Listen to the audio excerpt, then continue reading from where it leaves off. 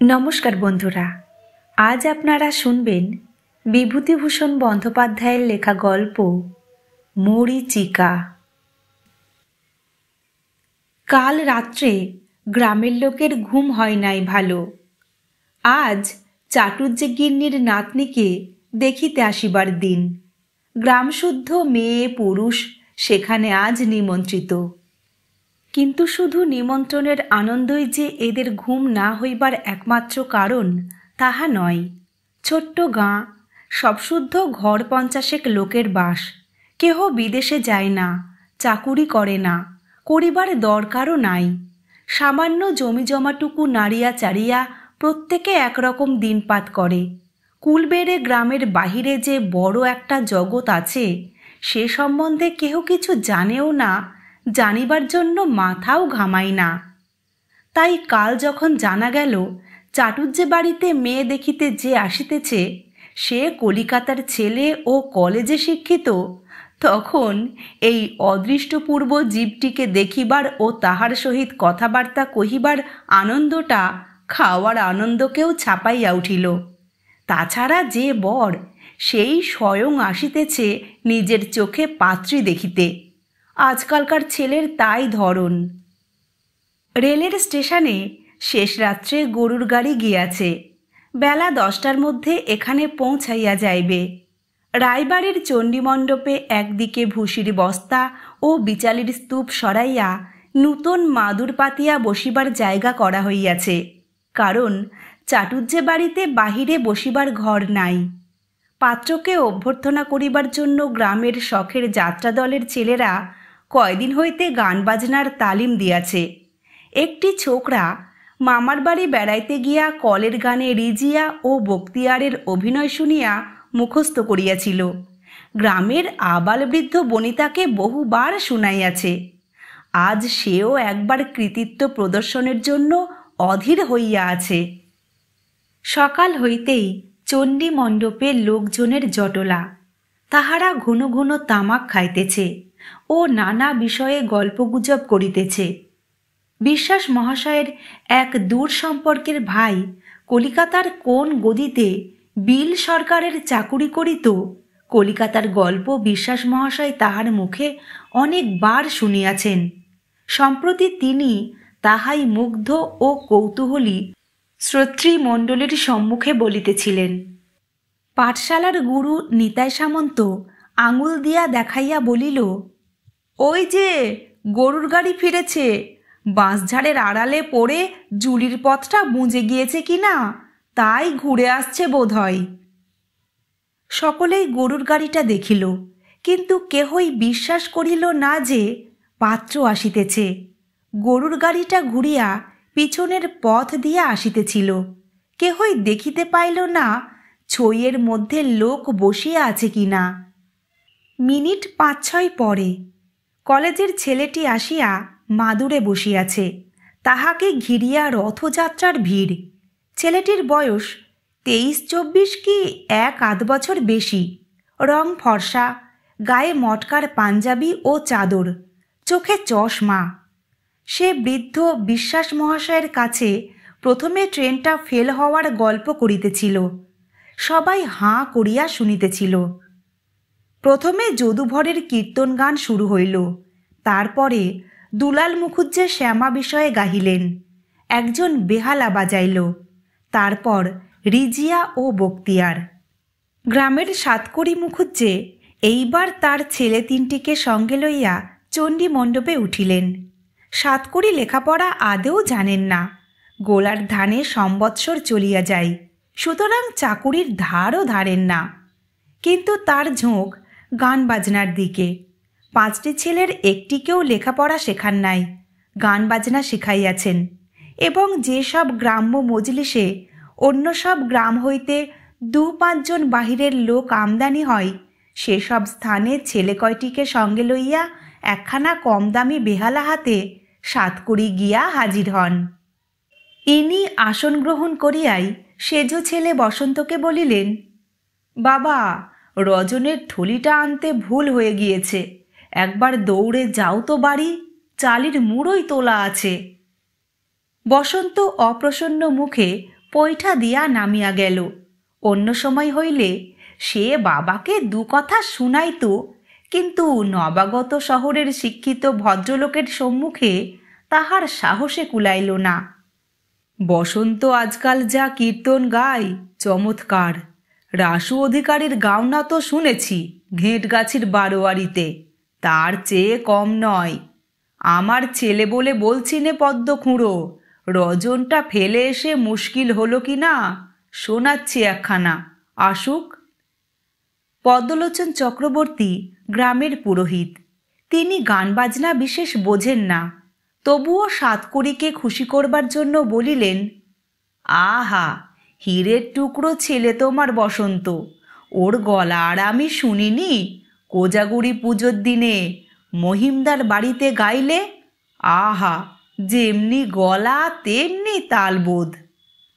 সাতকড়ি ছেলে তিনটিকে চারিদিকে বসাইয়া নিজে মধ্যে বসিলেন। ইতিমধ্যে রজন আসিয়াছিল। গান শুরু হইল। আর একটু ঠায়ে ধর বাবা বলিয়া সাতকড়ি গর্বিত হাসি মুখে ও প্রশংসমান দৃষ্টিতে কীর্তন গানরত পুত্রের দিকে একবার চাহিয়া আবার চারিধার চাহিতে লাগিলেন। গান একে একে অনেকগুলি হইল। সাতকড়ি বড় ছেলেকে একবার ফরমায়েশ করিয়া বলেন, মানু, গান তো সেই ওগো শ্যাম গুণমণি। বড় ছেলের শেষ হইলে আবার সেই সেজ ছেলেকে ফরমায়েশ করিতেছিলেন, ধর দিকি বাবা মম মানস সুখ পাখি, অনেক দিন শুনিনি তোর মুখে। কৈলাস খুড়ো, একটু ঠেকা দিয়ে যাও না, ভালো গানখানা। সাতকড়ি ছেলেদের লইয়া আসিবার পর আসরে আর কেহ আমল পান নাই। সাতকড়ি নিজের ছেলেদের নিজে বাহবা দিয়া হাসিয়া চোখ বুঝাইয়া ঘাড় দোলাইয়া ফরমায়েশ করিয়া এমন জমাইয়া তুলিলেন যে আর কাহারও আমল পাইবার জো ছিল না। খানিকটা পরে আগন্তুক শহুরে ছেলেটি কি কথায় কলেজের গল্প তুলিল। সে নূতন কলেজে ভর্তি হইয়াছে, বয়স অল্প, দেখিতে সুশ্রী। এ ধরনের অজ পাড়া গাঁয়ের লোকজনের মাঝে কথা বলিয়াও সুখ আছে। তাহার ইংরাজি বকুনি মিশানো কথাবার্তায় সাতকড়ি ভয় খাইয়া গেলেন। ছেলেটি বলিতেছিল, এসব পাড়া গাঁয়ে সেসব কেই বা বোঝে? এডুকেশন না থাকলে কি একটা জাত কখনো উঠতে পারে? কলেজে আজকাল মেয়েরা পড়ছে, MA BA পর্যন্ত পাশ করছে। সেসব দিন কি আর আছে? দেখে আসুন একবার কলকাতায় গিয়ে। মেয়েদের এত লেখাপড়ার কথা এ গ্রামে কেহ শোনে নাই। কৈলাস ভট্টাচার্য বিস্ময়ের সুরে বলিলেন, মেয়েরা MA BA পাশ দিচ্ছে? বলো কি বাবাজি, কই এ কথা শুনিনি তো। এ পাড়াগাঁয়ে বসে শুনবেন কোথা থেকে? ছেলেরা যেখানে কখনো স্কুলের মুখ দেখেনি, সেখানে মেয়েদের লেখাপড়ার কথা তো ভাবতেই পারবেন না। ওদিকে সাতকড়ি মুখুজ্জে একটু অপ্রতিভ হইলেন। শুধু অপ্রতিভ নয়, কোথায় যেন তিনি নিজেকে অপমানিত বিবেচনা করিলেন। পাঁচটি ছেলের কোনোটিকেই লেখাপড়া শেখানোর কোনো চেষ্টা করেন নাই। গান বাজনা শিখিলে ভদ্র সমাজে মজলিসে সর্বত্র সম্মান ও গৌরব লাভ করা যাইবে, এতদিন তিনি ইহাই জানিয়া আসিয়াছেন। ছেলেগুলিকে সেই অনুসারেই মানুষ করিয়াছেন। কুলবেড়ের বাহিরে বড় জগৎটাতে যে অন্য ধরনের হিসাব নিকাশ প্রচলিত, তাহাদের খোঁজও তিনি জানিতেন না। তিনি নিঃশব্দে তাঁর বেহালাখানা খেরোর খাপের মধ্যে পুরিলেন। রজনের থলিটা সবার অলক্ষ্যে বড় ছেলের হাতে তুলিয়া দিলেন। একটু পরে জলযোগের ডাক পড়িল। ইহাও কেবলমাত্র ভাবী পাত্রের জন্য নহে, গ্রামস্থ সকল নিমন্ত্রিত ভদ্রলোকের জন্য। ছেলেটি এই প্রথম পাত্রীর বাড়ি দেখিল। দেখিয়া একটু নিরাশ হইল। 4-5খানি খড়ের বড় বড় ঘর, সামনের উঠানে বড় বড় গোটাকতক গোলা, দক্ষিণে একটা পুকুর, একটা বাতাবি লেবুর গাছ ও গোটাকতক নারিকেল গাছ। পাত্রীর দিদিমা বাড়ির কর্ত্রী। তিনি গ্রামশুদ্ধ সকলকে আদর করিয়া বসাইলেন, জলযোগের ব্যবস্থা করিলেন। ক্রমে বেলা চড়িয়া গেল, মধ্যাহ্ন ভোজন মিটিতে 2টা বাজিল। ছেলেটি একটু অবাক হইল ইহাদের ভোজনের পরিমাণ দেখিয়া।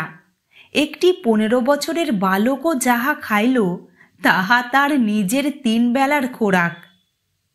বেলা যখন 5টা তখন কৈলাস ভট্টাচার্য আসিয়া বলিলেন, বাবাজি ওঠো একবার, মেয়েটিকে দেখো। বাবাজিই বলি, তোমার সঙ্গে তো সম্পর্কই বাঁধল, মেয়ে দেখে অপছন্দ হবে না। তবে এ তো শহর বাজার নয়, একটু আধটু যা ত্রুটি তা তোমাকে শুধরে নিতে হবে বই কি। এসো বাবাজি। আবার চাটুজ্জে বাড়ির চণ্ডী মণ্ডপে অনেক লোক জড়ো হইয়াছে। গতিক দেখিয়া মনে হয় অদ্যকার মতো একটা উৎসবের ব্যাপার ইহাদের গ্রামে অনেক কাল ঘটে নাই। অন্তত আগন্তুক ছেলেটির তাহাই মনে হইল, নতুবা গৃহস্থ বাটিতে মেয়ে দেখানো রূপ সামান্য ব্যাপারে গ্রাম শুদ্ধ লোকের এত উৎসাহ কেন? মেয়ে দেখিয়া ছেলেটি সন্তুষ্ট হইল। বেশ স্বাস্থ্যবতী, রং খুব ফর্সা না হইলেও মানানসই, মুখশ্রী সুন্দর, বড় বড় চোখ। কেবল ইহাদের চুল বাঁধিবার ধরন সে পছন্দ করিল না। পাতা কাটা খোঁপা শহর হইতে কোন কালে উঠিয়া গিয়াছে, আর ইহারা সেটাকে এখনো ফ্যাশন বিবেচনা করে। তাছাড়া অত গহনা কেন গায়ে? গহনার ভারে মেয়েটি যেন বিব্রত হইয়া পড়িয়াছে। দিদিমা সজল চোখে বলিলেন, ওকে নাও দাদা ভাই, ও আমার যেমন মেয়ে তেমন মেয়ে এদিকে নেই, এ আমি বড় গলা করে বলতে পারি। ওর মা আমাকে ফাঁকি দিয়ে চলে গেল, মেয়ে তখন 3 মাসের, সেই থেকে আমার কাছে মানুষ। আমারও তো ও ছাড়া আর কেউ নেই। ওর বাবা কোনো খোঁজ নেয় না, সে আবার বিয়ে করেছে, ছেলেপুলেও হয়েছে, সে এদিক মারাই না। তোমার হাতে মেয়েটাকে তুলে দিয়ে নিশ্চিন্তি হই, তারপর যা রইল সবই তোমাদের। কর্তারা যা করে রেখে গিয়েছেন তাতে চাকরি করে খেতে হবে না। আমাদের বাড়িতে চাকরি কখনো কেউ করেনি। কৈলাস ভট্টাচার্য বলিলেন, এ গাঁয়ে কখনো কেউ চাকরি করেছে বউ ঠাকুরুন? আপনাদের কর্তাদের কথা তো বাদই দিন, তাঁরা তো ছিলেন গাঁয়ের মালিক, মাথার মণি আমাদের কর্তারা। আমরা কখনো গাঁয়ের বাইরে অন্যের চেষ্টায় পা বাড়িয়েছি? এই যে দেখছো বাবাজি উত্তরে মাঠ, এসব লাখরাজ, একেবারে সেই রতনপুরের নীলকুঠি পর্যন্ত। তবে এদের বাড়িতে পুরুষ মানুষ নেই, একা বউ ঠাকুরুন আছেন, মেয়ে মানুষ, তাই চাষবাস হয় না। নইলে 60-70 বিঘে খাসা আমন ধানের জমি রয়েছে, 2টো বড় পুকুর রয়েছে, চাষ করলে ভাবনা কিসের? এই দেখছো বটে খড়ের ঘর, এ গায়ে সকলেই এদের প্রজা। ছেলেটির নাম সুরেন। আহারাদির পরে সে বাড়ির চারিধারে ঘুরিয়া দেখিল। কলিকাতায় থাকিবার আজকাল বড় কষ্ট, পড়াশোনা শেষ করিয়া চাকুরির বাজারও সুবিধা নহে। যদি এখানে বিবাহ করিয়া সম্পত্তি পাইয়া বাস করা যায়, এ পল্লীগ্রামের শান্তি ও নির্জনতার মধ্যে শহরের উগ্র জীবন সংগ্রাম হইতে বেশ দূরে নিশ্চিন্তভাবে চমৎকার জীবন কাটবে এখন। সুরেন জিজ্ঞাসা করিল, আচ্ছা, এ জমিটা কেন পড়ে আছে ভট্টাচার্য মশাই? ওই যে তোমাকে বললাম বাবাজি, এদের বাড়িতে চাষ করবার মানুষ কই? বুড়ি একা তো সব দিক দেখতে পারে না। তোমার সঙ্গে যদি বিধাতা যোগাযোগ ঘটিয়ে দেন, তবে তুমি এসে সব নিজের হাতে নাও না। তোমায় তাহলে কি কারুর চাকরি করতে হবে? পায়ের ওপর পা দিয়ে চাটুজ্জেদের 7 পুরুষ এই ভিটেতে দুধ ঘি খেয়ে কাটিয়ে গিয়েছে, তোমারও কাটবে। সুরেন নিজের মেষের কথা ভাবিতেছিল, জানালাহীন ছোট্ট ঘরটার কথা ভাবিল। হাওয়া কোনো কালে খেলে না, গরমে অর্ধেক দিন রাত্রে ঘুম হয় না। এতটুকু 1 টুকরা মাছ, বিস্বাদ ডাল, ততোধিক বিস্বাদ তরকারি, একদল লোক খাইয়া উঠিয়া গেলে তাহাদের উচ্ছিষ্ট ভালো করিয়া না ধুইয়াই তাহার উপর আর একদল লোক খাইতে বসিয়া যায়। দেওয়ালের গায়ে আরশোলা চলাচল করে। এসব কথা ভাবিয়া দেখিল। এখানে এই মুক্ত মাঠের ধারে স্বাধীন জীবন, নিজের লোকজন, নিজের হুকুম মতো সকলকে খাটানো। সে দরিদ্র মধ্যবিত্ত ঘরের ছেলে। এসব তো তাহার কাছে স্বর্গের মতোই নাগালের বাহিরের জিনিস। মন্দ কি? আইন পাশ করিয়া কি হইবে? এই তো বেশ। মহা উৎসাহে সে ভট্টাচার্য মশাইকে বিষয় আশয় সংক্রান্ত আরও প্রশ্ন করিতে লাগিল। কলমের বাগানগুলো কোন দিকে, প্রত্যেকটাতে কতগুলো করিয়া গাছ, পুকুরগুলো কি মাছ ছাড়িবার উপযুক্ত আছে, ইত্যাদি। বেলা খুব পড়িয়া আসিয়াছিল। নিকটের বিলের ধার হইতে চড়িয়া গরুর দল কর্দমাক্ত গায়ে বাড়ি ফিরিতেছিল। সান্ধ্য হাওয়ায় তালগাছে বাবুই পাখির বাসা দুলিতেছে ও শুকনা তালপাতার মরমর শব্দ হইতেছে। সুরেন একা একটু বেড়াইবার জন্য দক্ষিণের মাঠের রাস্তাটা ধরিল। কৈলাস ভট্টাচার্য এবার সঙ্গে সঙ্গে আসেন এটা সে চায় না, কিন্তু ভট্টাচার্য মশাই খোশ গল্পের শ্রোতাকে অত সহজে ছাড়িয়া দিতে রাজি নহেন। তিনিও সঙ্গে সঙ্গে চলিলেন। শুভরত্নপুরের খড়ের মাঠটার সালিয়ানা 300 টাকা আয় ছিল বাবাজি। বাড়ুজ্জে গিন্নি তো বোঝেন না, ওকে ঠকিয়ে সেটা 12 ভূতে খাচ্ছে। তুমি দেখে শুনে খাসে আদায় করবে, শিখিয়ে দিলাম তোমায়। সন্ধ্যার পর আবার অনেকে চণ্ডী মণ্ডপে জড়ো হইল। সুরেন এবার যেন এখানকার এই সকল আনন্দস্রোতে নিজেও ভাসিয়া গেল। সাতকড়ির বেহালা 2-3 বার ফরমাইশ করিয়া শুনিল, তার ছেলের কীর্তনের তারিফ করিল। সাতকড়ি বলিল, গাঁয়ের সব ছেলেরা আমায় ধরেছে, তোমায় বলতে সাহস করে না বাবাজি। এবার ওরা একটা শখের দল খুলেছে, তোমায় কিছু চাঁদা দিতে হবে। তিনি আরও কি বলিতে যাইতেছিলেন, এমন সময়ে একটি লোক হাসি মুখে চণ্ডী মণ্ডপে উঠিয়া হাত তুলিয়া সকলকে নমস্কার করিল। সাতকড়ি বলিলেন, এসো মাস্টার, বসো। স্কুল ছেড়ে দিয়ে এলে? সুরেন বাবাজি, এর সঙ্গে তোমার আলাপ নেই? ইনি পাশের গাঁয়ে স্কুল খুলেছেন, খুব ভালো মাস্টার। নিভাননীকে ইনি একবেলা ইংরেজি পড়ান। মাস্টার সুরেনের দিকে চাহিয়া দাঁত বাহির করিয়া হাসিল। তাহাকে দেখিয়া সুরেনের মনে বিশেষ ভক্তির উদ্রেক হইল না। এমন তেল মাখিয়াছে যে কানের পাশ দিয়া গড়াইয়া পড়িতেছে। মুখ পানে লাল, বোকার মতো হাসিটা। হ্যাঁ, ইংরাজির অধ্যাপক বটে। ভাবি পত্নীর ইংরাজি শিক্ষাটা হইতেছে ভালোই, মাস্টার জুটিয়াছে যখন এমন। মাস্টার বসিয়া বকবক করিতেছিল। নিজের কৃতিত্ব ব্যাখ্যা করিবার সুযোগ কে ছাড়ে?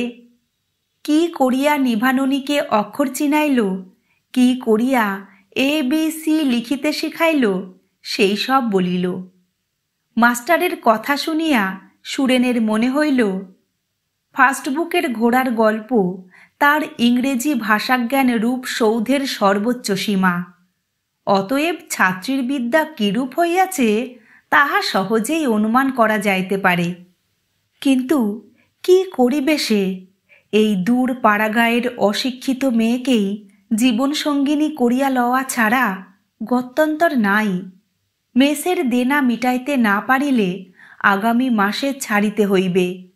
চারিধারে বন্ধুবান্ধব মহলে দেনা দেনা। কলিকাতায় আর কতদিন টিকিয়া থাকা চলিবে? ভাগ্যে সে এই মেয়েটির বাপের এক বন্ধুর নিকট হইতে মেয়ের সন্ধান পাইয়াছিল। তিনিও তাহার মেসেই থাকেন। তাহার চিঠি লইয়া সে এখানে আসিয়াছে মেয়ে দেখিতে। পাল্টি ঘর, দেখিতে সুশ্রী, কলেজে পড়াশোনা করিতেছে, ইহাদেরও আপত্তি হইবার কথা নয়। কিন্তু একটা গোলমাল আছে, সে কথা এখনো পর্যন্ত সে কাহাকেও বলে নাই, কারণ কেহ তাহাকে জিজ্ঞাসা করে নাই। সে অতি দরিদ্র, তাহার নিজেদের ঘর বাড়ি পর্যন্ত নাই। তাহার বাবা চিরকাল শ্বশুরালয়ে বাস করেন, সেকালের ঘর জামাই। ইহাদের কথাবার্তায় সে বুঝিতেছে যে শিক্ষিত ও শহুরে পাত্রের হাতে মেয়ে দিলে মেয়ে শহর বাজারে বাসায় থাকিবে, গাড়ি ঘোড়া চড়িবে, গহনাগাঁটি পরিবে। ইহা মেয়ের দিদিমার একটা স্বাদ এবং সম্ভবত মেয়েরও, কিন্তু তাহার দ্বারা কোনো স্বাদই যে পূর্ণ হইবার নহে, সেই কথা খুলিয়া বলা হয় নাই। সে বন্ধুবান্ধবের নিকট হইতে কাপড় জামা চশমা ধার করিয়া আনিয়াছে বলিয়া এবং চেহারাটা সুশ্রী বলিয়া উহাদের পক্ষে ধরিয়া লওয়া স্বাভাবিক যে সে অবস্থাপন্ন গৃহস্থ ঘরের ছেলে। ইহারা সন্ধান করিয়াও আসল ব্যাপার বাহির করিতে পারিত না, কারণ তাহার মামারা সত্যই অবস্থাপন্ন। তাহার পিতামাতা ও ভাই বোনের সে বাড়িতে স্থান যে বাড়ির চাকর বাকরের চেয়েও নিচু, তাহা ইহারা বাহির হইতে বুঝিতে পারিবে কি? বিশেষত এই ধরনের সরল প্রকৃতির লোক এরা। নানা দিক ভাবিয়া সে এখানে আসিয়াছিল। মেসের ভদ্রলোকটির মুখে সে সবই শুনিয়াছে। মেয়ে জামাই এই সম্পত্তির উত্তরাধিকারী দাঁড়াইবে সত্য বটে, সে এখন নয়, বৃদ্ধার মৃত্যুর পরে যদিও, তবুও সারা জীবনের অন্য সমস্যার মীমাংসা বিবাহের সঙ্গেই হইয়া যাইবে। কিন্তু সে যদি অবস্থা গোপন করিয়া বিষয়ের লোভে এখানে বিবাহ করে, যদি সে কাহাকেও কিছু না ভাঙে, হয়তো ইহারা কোনো অনুসন্ধান করিবে না তাহার বিষয়ে, হয়তো বিবাহ হইয়া যাইবে, কিন্তু সে কাজের পরিণাম ভালো নয়। ইহার পর স্ত্রী পর্যন্ত তাহাকে অশ্রদ্ধা করিবে। রাত্রে সুন্দর জ্যোৎস্না উঠিল। নবীন পল্লী প্রকৃতি একটি রহস্যাবৃত সৌন্দর্যের কুয়াশায় নিজেকে আবৃত করিয়াছে। সারা রাত সে ঘুমাইতে পারিল না। অত্যন্ত সহজেই এ বাড়ি, এ গ্রামের মাঠ বন তাহার আপনার হইতে পারে। কি করিবে সে? পরদিন সকালে উঠিয়া সে যাত্রার জন্য প্রস্তুত হইল, কিন্তু সেদিন সকালে কৈলাস ভট্টাচার্য তাহাকে নিজের বাড়িতে যাইতে বলিয়াছিলেন। সুরেনের আপত্তি তিনি শুনিলেন না, বলিলেন, বাবাজি, ভারী তো খাওয়াবো দুটো মাছের ঝোল ভাত, তার জন্যে কি তোমার ট্রেন ফেল করাবো আমি? সব সকাল সকাল হয়ে যাবে এখন, গাড়ি ধরিয়ে দেবার ভার আমার ওপর। তুমি এখন থেকে আপনার জন হতে চললে দুটো না খাইয়ে কি ছেড়ে দিতে পারি? খাওয়ার আয়োজন সকাল সকালই হইল। দুধ মাছ দই সব চাটুজ্জে বাড়ি হইতে পাঠাইয়া দিয়াছে। তাহাদেরই পুকুরে শেষ রাত্রে মাছের জন্য জাল ফেলা হইয়াছিল। চাটুজ্জে গিন্নিও উপস্থিত ছিলেন, কাছে বসিয়া যত্ন করিয়া খাওয়াইলেন। ছেলেটিকে সত্যই তাহার ভালো লাগিয়াছিল। দেখিতে সুশ্রী, বুদ্ধিমান, অমায়িক, লেখাপড়া জানা তো বটেই। নিভাননীর অদৃষ্টে এমন বর জুটিলে তো তেমন কপাল কি সে করিয়াছে? গরুর গাড়িতে উঠিবার সময়ে তিনি পথে খাইবার জন্য গাড়িতে ডাব, পেঁপে ও আম তুলিয়া দিলেন। বাড়ির একজন চাকর সুরেনকে জিনিসপত্র সমেত ট্রেনে তুলিয়া দিতে যাইবে ঠিক হইল। চাটুজ্জে গিন্নি সুরেনের হাত দুটি ধরিয়া বলিলেন, দাদা ভাই, এ কাজ যাতে বৈশাখ মাসের মধ্যে হয় তা তোমাকে করতেই হবে। নিভাননীকে তোমায় নিতেই হবে। দেখে শুনে তো সবই গেলে, তোমার বাবাকে গিয়ে পাঠিয়ে দিও, এসে যেন মেয়ে আশীর্বাদ করে যান। আমায় কথা দিয়ে যাও যে এতে তোমার অমত নেই, গিয়েই পত্তর দিও দাদা। সুরেন চলিয়া গেলে দিন কতক গ্রামে তাহার সম্বন্ধে আলোচনা চলিল। এক সাতকড়ি ছাড়া অন্য সবাই ছেলেটিকে খুব পছন্দ করিয়াছে। কৈলাস ভট্টাচার্য তো সকলের কাছে তাহার শত মুখে প্রশংসা করিয়া বেড়াইলেন। একদিন করিয়া সপ্তাহখানেক কাটিয়া গেল। সুরেনের কোনো পত্র বা সংবাদ কিছুই আসিল না। চাটুজ্জে গিন্নি অত্যন্ত ব্যস্ত হইয়া উঠিলেন। ক্রমে দিন 12 কাটিল, কোনো খবর নাই। চাটুজ্জে গিন্নি সুরেনের ঠিকানায় কৈলাস ভট্টাচার্যকে দিয়া লিখাইয়া রেজিস্ট্রি পত্র দিলেন। আরও দিন কাটিল, সে পত্রের কোনো জবাব আসিল না। চাটুজ্জে গিন্নি কৈলাস ভট্টাচার্যের কাছে আসিয়া কাঁদিয়া পড়িলেন। কৈলাসের নিজের বড় ছেলে রাম পাশের গ্রামের নবীন কাপালির সঙ্গে দিন কতক ভাগে কাঁঠালের ব্যবসা করিয়াছিল। 12 কাঁঠালের চালান লইয়া কলিকাতায় গিয়াছিল। সুতরাং তাহাকেই সুরেনের বাসার ঠিকানা দিয়া কলিকাতায় পাঠানো হইল। 3 দিন পরে রাম ফিরিল। কলিকাতার মেসের সেই বাবুটি একখানা পত্র দিয়াছেন। সেখানা সে বাবার হাতে দিয়া চুপ করিয়া রহিল। কৈলাস পত্রখানা খুলিয়া পড়িলেন। সুরেন বাঁচিয়া নাই। এখান হইতে ফিরিয়া দিন কতক পরে সে নিজের দেশে অর্থাৎ মামার বাড়িতে যাই পিতার সঙ্গে সব কথা খুলিয়া বলিতে। সেখানে কলেরা হইয়া মারা গিয়াছে। সময় কাহারও জন্য অপেক্ষা করিয়া বসিয়া থাকে না। পরের শ্রাবণেই নিভা ননির বিবাহের দিন স্থির হইয়া গেল। পাড়ার বড় চণ্ডী মণ্ডপটাতে আবার বিস্তৃত বরাসন পাতা হইয়াছে। দুপুরের পর হইতে গ্রামের ছোট ছোট ছেলেমেয়েরা জড়ো হইয়া ভিড় করিতেছে। গ্রামশুদ্ধ সবারই আজ চাটুজ্জে বাড়ি নিমন্ত্রণ। শুধু ব্রাহ্মণ পাড়াটুকু যে তাহা নয়, শূদ্র ভদ্র সবারই।